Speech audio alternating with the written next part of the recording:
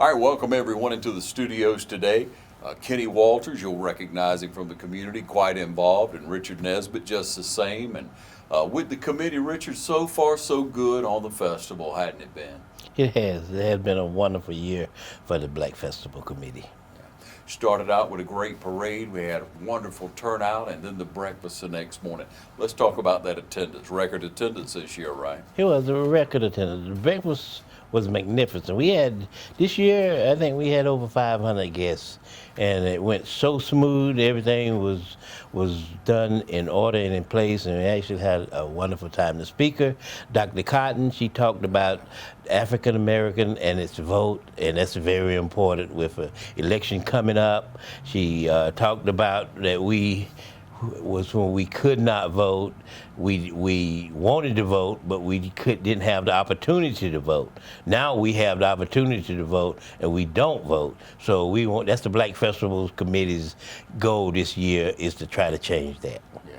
Now, Kenny, you're very involved with the community, with NAACP, school board, but you believe in getting out to vote as well, I know. Oh, absolutely. And matter of fact, that was one of our objectives for 2019-2020 was to educate people about the importance of the 2020 census and to get out and vote. So those are one of our several objectives that we had for 2019-2020. Yeah, and as we have Kenny here today, ladies and gentlemen, and Richard, we want to be able to share about coming up this weekend. We have a wonderful community event at Turkey Creek Baptist Church. Dr. Fred Williams has put together a good program in the morning, then at noon, lunch and learn, and we want all men to turn out for that, don't we, Kenny? Absolutely. It actually, originally, it was two events. We was going to have the town hall meeting at Turkey Creek, and we had originally planned to have a lunch and learn at Washington Street Presbyterian. But after we talked to Dr. Williams and talked to some more people in the committee, we said, well, let's try to do both. So what we're going to do, we're going to have a joint venture. We're going to have a town hall engagement at Turkey Creek at 9 o'clock. And at 12 o'clock, we'll feed everybody, have lunch. Yeah. Then we'll roll into our lunch and learn. So, yes. And be able to open and express a lot of topics that you've said earlier that NAACP, the community, wants men to become more involved with a lot of things in the community. Be diverse, get out, get involved. Absolutely. One of our objectives was to get men more involved in board meetings, school board meetings, county commission meetings, chamber of commerce, board meetings. You know, as you know, Dublin is ran by a lot of boards. So we want to get men out to either come to those meetings to be informed about what's going on. We're trying to get our school system back on track. What's trying to get our crime thing going down. We just want men to get involved. So that was one of our things about Lunch and Learn. And what we're going to be doing is asking the men who come to our Lunch and Learn, what do they want the NAACP to get involved in? I know we've had several issues about employment. Matter of fact, earlier this year, we sent out a survey, a questionnaire, maybe I said, to the school board, the county school board, the chamber of commerce, and asked them about the employment, how many employees they have, how many was minorities, how many was females, how many was in management.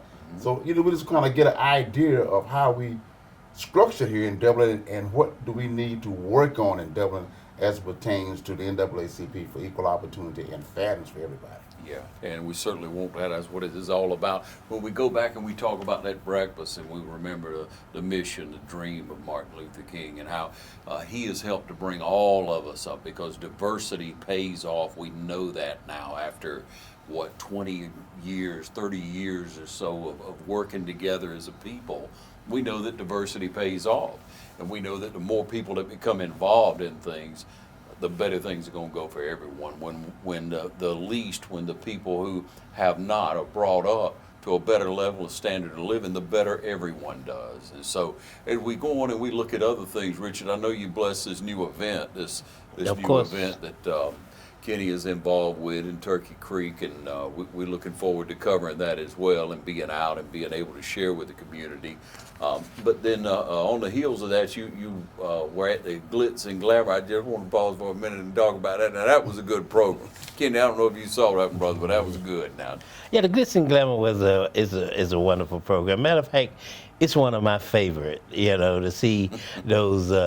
I like to say young ladies at a varying age to get out and show what they can do and still have the strength and energy to get out there and show our younger guests that they can do what they want to do and don't have to. You won't ever get too old to do it.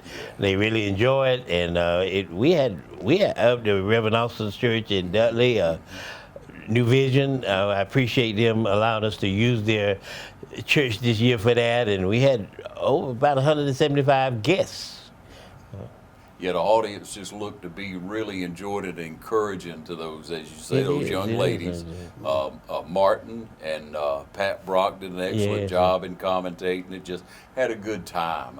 Every time the camera would go around, everybody was smiling and enjoyed it and encouraged. Well, I enjoyed it too because I was one of the escort the ladies to the stage, and they was all into it, man. I told my they was into it. We saw a few tears at the end and everything. It was great. Like Richard said, it was a really good program and really good thing that happened. And again, to reiterate, when you get young and old and different walks, the diversity is what makes us all strong. Stronger together, it's a good word. Yep. One man can't do it all. One woman cannot know everything. You need each other to move forward and move on. Now the Black Festival is getting requests now that we should do a male's version of that, and I think it's a good idea. We should do that. The thing is that we have to get males to be willing to participate and show what they can do. Yeah. So males, if you're out there, no matter what age you are, come give us a call and let's see if we can't get this going for next year. All right. And so we want to talk a little bit more about the program that Dr. Williams has put together as a warm-up to the Lunch and Learn at Turkey Creek. That starts at 9 o'clock, right, Kenny? Yes, and it has 3 very important topics in their program which overlap some of the things that we was going to do at our Lunch and Learn. Mm-hmm. The first one was the 2020 census. We need to let people know that it affects a lot of things in our community, from the amount of money we get back from the state, the federal, the amount of representation that we can ask for as far as in the House of Representatives and the state level and the U.S. Congress. So census is important about the revenue that come down. So it's a very important thing. And Royce Hall will be there for that, yes, right? Yes, Ross will be there for. And, we also talked about human trafficking. Yeah. The importance of human trafficking. It's getting to be kind of an issue here. I really don't know a lot about that, but Dr. Williams and the committee going to have a lot of information about. I think we're going to have some people from law enforcement who's going to want to be there to talk about watch out for human trafficking. It's not only in the big cities now, it's coming to the small cities now. Yeah. And the last thing they want to talk about is, like you said, your vote, the importance of your vote. Your vote is very important. You got people who sacrifice that we can vote. So you got to get out. And so we're going to have a program through the NAACP is voters education, voters participation.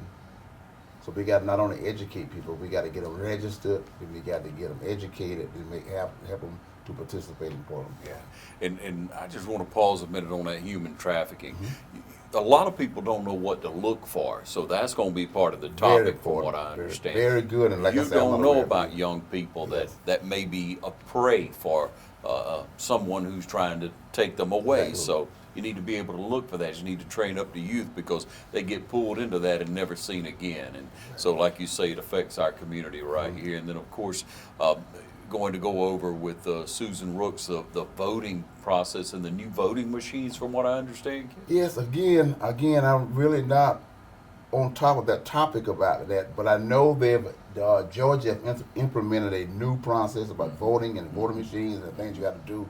So hopefully we'll get that cleared up. Yeah. And because it's never too early to start talking about educating people for the importance of voting in November 2012. Yeah, and so going through that entire process will be an opportunity that you'll have. You'll see how to go through the process, what you'll need to be able to vote, any changes, so that you're not caught off guard and you're standing there saying, no, I'm gonna vote, and then, you know, something's not quite right, so you know well up front. But then to be able to talk about all that, Kenny, those three topics are just perfect how things fall into line many times. And then you go to a lunch and learn where you're able to, after you digest all that, to discuss it. Discuss it and talk about it. And, you know, I thought it was a great idea. And, it kind of saved us a little money, too, because I said, ask Dr. Williams, are you going to feed him? He said, yes. I said, good. And I take some pressure off us to try to feed him on the lunch and learn. But actually, in reality, I'm looking for a big turnout. I hope people get out, and I appreciate the Black Festival Committee putting it on our calendar. It was kind of a last-minute thing. We weren't really sure, but we knew it was one of our objectives, and they was really cooperative in allowing us to add that to their calendar. And hopefully it'll be an ongoing thing, because I remember back in the days, we used to have a black men conference doing a part of the Black Festival Committee, and we used to sit down and let's dialogue about what's going on. Yeah. So I think this is a good idea to fire it back up, because we do need some more participation from our mayors. Yeah. I'd like to piggyback on something that Cecil said about the census. He said that, and I think he kind of touched on this also, that it's important to make sure everyone gets counted. It determines how much funding that comes into the state, and from the state level to the local level. But he also said that it determines how much representation that we get. But the flip side, that if everyone is not counted, we can actually lose representation. So everyone out there, make a special effort to make sure everyone get counted, even the homeless. The homeless are people too, and they need to be counted. And I always give the example when we talk about, because the person who's responsible for our helping to initiate the count for the NAACP locally is Ms. Gloria Brower. She's in charge of the 2020 census. And I always do the example, said, if the census is a metric that's used to distribute funds, remember when we had the bad weather, the hurricane and everything like that, those monies was distributed based on the census, how many people you have in Lawrence County. So if we have, say, 40,000 people here, but the census shows we don't have a 30, guess what? We're going to get money for 30. Right. Instead of 40. That's right. So if we got poverty people who is under the poverty line, and if we showing we got 12,000, but the census said we ain't got for 6,000, so we're going to get money for 6,000. Right. So I can't make it no simpler than that. Right. It helps everybody, and it's confidential. Ain't nobody going to cut your check off or do nothing. It's strictly confidential. It's against the law to use the census account for anything other than counting people. All right. On that note, we're going to take a short break. We'll be right back, so you stay with us. Community Bank of Dublin-Lawrence County is here to help you with all of your financial needs. Our team knows what it takes to make life easy and convenient, and will help you get set up with our mobile and online banking. We founded Community Bank on common sense banking and a dedication to help people just like you. Our lender, Amy Thompson, loan officer, Gail Rainey, along with our Assistant Vice President, Ryan Lastinger, Executive Vice President, Brian Bazemore, and President CEO, Chuck Harwell, know what it takes to make life easy and convenient, and can help you with loans for almost everything, from your automobile, home, land, or any financial goals you have. Come visit us today. Community Bank of Dublin-Lawrence County, where common sense banking never goes out of style. When you want convenience, you want Neighbors Express, where you'll always find friendly, courteous service every time you visit us. Fill up with Pay at the Pump. Take advantage of our bigger and better selection of beverages and tobacco products. Enjoy our popular crushed ice with your favorite fountain drink. And you can always enjoy a fresh hot breakfast, lunch, or dinner. So stop by and see us today, where it's always convenient and friendly. Neighbors Express, locations at I-16 at 441 and in Cedar Grove, where we provide farm fuel for all our customers. When you want convenience, you want Neighbors Express. All right, welcome you back, ladies and gentlemen. Again, here with Kenny and Richard, and talking about the Black Festival Committee. You know, we talked earlier about some of the things that you have coming up, Richard, but as things develop, as new events come along, as men step forward, women step forward, and want to sponsor an event, want to start an event, you guys get in behind it and support it by publicizing it, by helping out in any way, by working together with other committee members, other community members to make it continue to happen like this event. And then we have other events coming right along. You know, I'm looking real forward to a couple of them coming up. One is the Soul Food Fest that you have a lot to do with, right? Oh, yeah. The Soul Food Fest is right around the corner. Matter of fact, it's February the 8th at 12 p.m. to 2 at the Dublin Middle School. And right now, I think the committee chair said that we have 19 vendors. And we're actually looking for more, and it's not too late.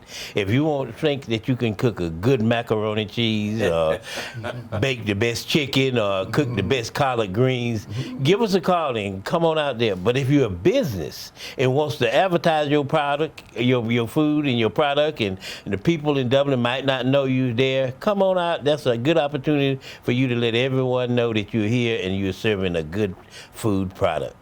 Such a good variety of food. I know last year I came out there, Kenny, I want to tell you, I worked my way all the way around, interviewed everybody, and then the food was getting a little low. And lo and behold, some of them had already put back a little something for me, man. I was so glad. Watching out for you. Yeah, my favorite food was put back for me, and I had a nice to-go plate. But you want to come out, you want to get there early. It's a great social time. No, it Wonderful is. social time. What a great place to have it at the middle school.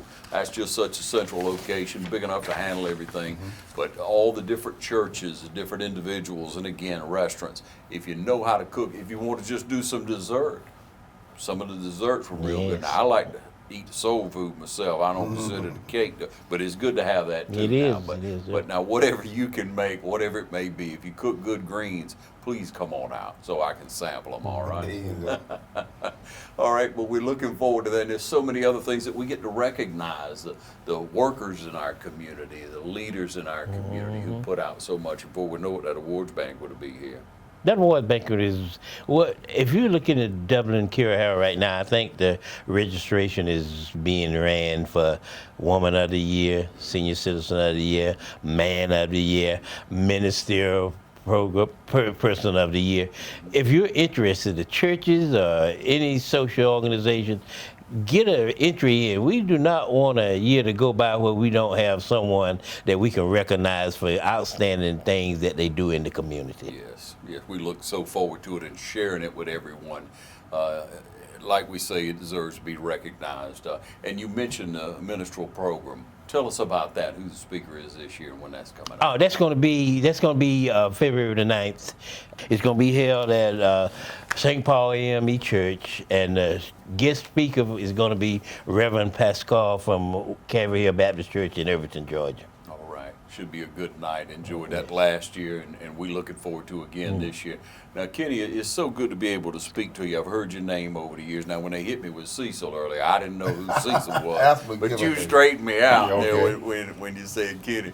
But you do so much. Why do you do so much for our community? What motivates you, Kenny, to do all this? Well, the main thing, I would like to leave this place a lot better than I found it. Plus, I love Dublin. You know, I've had opportunities to leave before, but I love Dublin. I think Dublin is the greatest town in Georgia. I mean, it's situated perfectly. We have good highways. We got good streets. Everything. I just love the people in Dublin, and I just love Dublin to be the best it can be.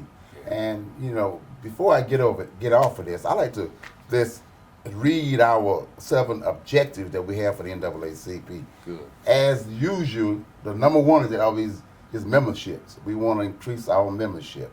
The next objective, like I said, is to get men involved in more activities and seek higher participation from churches is our third objective. The NAACP and the Civil Rights Organization, as you know, grew out of the church. Yes. That's one of the places we can meet at. And the next one is have more mass meetings to encourage our youth against violence. You know, we want to have a steady thing of educating our youth. We have a youth chapter right now. Miss Lily Hobbs and Miss Anna Cooper and Miss Tammy Howard, I don't want to leave nobody out, do a great job with our youth. Yeah. And we really appreciate that. The next one is objective is to make sure everyone is fairly represented in our electoral system. That means we want to make sure that our districts are being represented fairly. A lot of things that NAACP got involved with back in the day, and we want to get involved again, is how our county is structured. We really have a big problem with Buckeye being tied with Midville in the same district, in District 4. That's a huge district, and we just feel like we're not being represented fairly in that area. So we're going to be working on that. And the other thing is to encourage everybody to participate in the 2020 census. And the last thing is to make public available to the public every board meeting we have in Dublin, Lawrence County. So those are those 7 objectives that we are working on in NAACP, and we're looking for partnerships. We're looking for people to help us out, whoever you are, old, young, black, white, educated, uneducated, whatever. Everybody can do something. So we're looking for partnership to make some of these objectives happen. I guess I'll just say right now that we all been around for a minute or so. Oh, yeah. And things have changed in our lives. Rich and I were talking about, I think he got a year or two on me there because he said, you know, schools weren't integrated when he went to school. And I said, well, when I started, they were, and I've never known anything, and you know, but things have changed. And just saying that and kind of setting that up, Kenny, what's some of the things that you're proud that have happened in our town, maybe in our state and nation, some positive things that have come about from working together? Well, that's the main thing. The main thing I've seen happen, that we have more people working together than we've had in the past. Yeah. We don't have enough. Right. You know, it got to be, everybody got to participate in working together. I'm proud that we do have a fairly amount of representation, diversity, male, female, black, white, on our school board, on our city council. Now we need some work doing our county commissioners, because Dublin being about 35% minority in the county, about 65% minority in the city, we need to have a fair representation on all the boards, not only the school board, or the city council, the county commission. All the boards need to be diverse. The diversity brings strength. When you got ideas from everybody, you have a stronger community. We're stronger together. So we got to get people together, partnership, and so I'm proud of that in Dublin. And I'll tell this story here too, not only where people can recognize it, but if you get a helicopter and look over Dublin like this and look down at Dublin, you'll see a great town. You'll see interstates running through it, nice highways. But then when you look at some other activities, particularly our school system, you know, we need some work done on that. We need some work done. Because if you look at that from outside, it gives you the appearance that we have a race problem, but we don't. We don't have a race problem. We get along fine here. Fine. But if you look at it from a helicopter view and look down at it, you'll see a school with 90% black, and you look at a school with almost 80% white. It looked like you got a race problem.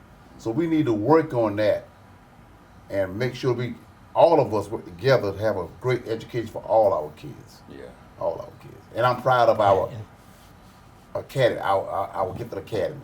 Real proud of that. State recognized. Yeah. Great things coming along. Oh, great things. I love it. And I love what they're doing downtown. Oh, man, it's going to be We have great. a lot to be proud of. A lot to be proud of. And we can have more and more if we'll work together. Work together. And sometimes, ladies and gentlemen, you need to look at maybe some people you're not quite comfortable with and get comfortable with. Exactly. Reach out and shake hands and get to know different people. Yeah, Take another short break and we'll be right back, okay? Stay tuned. Start the new year with a new ride from Dublin Nissan. This week at Dublin Nissan, drive this Altima for $27,050. New or pre-owned with great financing options. Save up to $5,600 off MSRP on this Frontier. Choose from hundreds of well-equipped cars, trucks, or SUVs. Save up to $12,000 off MSRP on this Titan. We make it fast, fun, and friendly. Call, click, or come see us. Dublin Nissan, the only dealer you will ever need. Imagine a life-changing injury. Imagine the fear and unknown. The Houston Clinic Sports Medicine Team, the only physicians in the area with advanced certification in orthopedic sports medicine, treats sports injuries with innovative techniques. The Houston Clinic has helped nearly 1 million athletes live without pain. Imagine getting back in the game. Imagine the best game of your life. The Houston Clinic Sports Medicine Team. All right, back with you again here with Kenny and Richard. And Richard, we left it with a word from you. I like to say something about diversity. Diversity is a virtue. It's more that unites us than what separates us. All we have to do is just learn of each other. Some of the biggest problems that divide us is that we just don't take time to learn another culture. I've been in the military and I learned cultures of all different cultures. Once you learn the different cultures and understand, you really realize that you have more in common than what you have not in common, and it's just a good thing. So. Yeah, it is. You know, like you say, you meet people from different countries. It's no different than meeting people from different races. You get along with them, you get to know them, you enjoy them because they're people just like you. Not everybody's going to be your type of person, but the majority of people will. And I've learned, like I said, about being of all different people in the military. Yeah. Really, when it boils down to it, people are people. We all have the same wants, same desires. We're just different colors. Yep, that's right. So we got coming up this weekend. Remind them again, Kenny, what time to be at Turkey Creek. 9 o'clock Saturday morning, February the 1st. We're having a community involvement town hall meeting at Turkey Creek Baptist Church, and we're going to spin off that at noon. We're going to give you a good lunch. We're going to have a lunch and learn.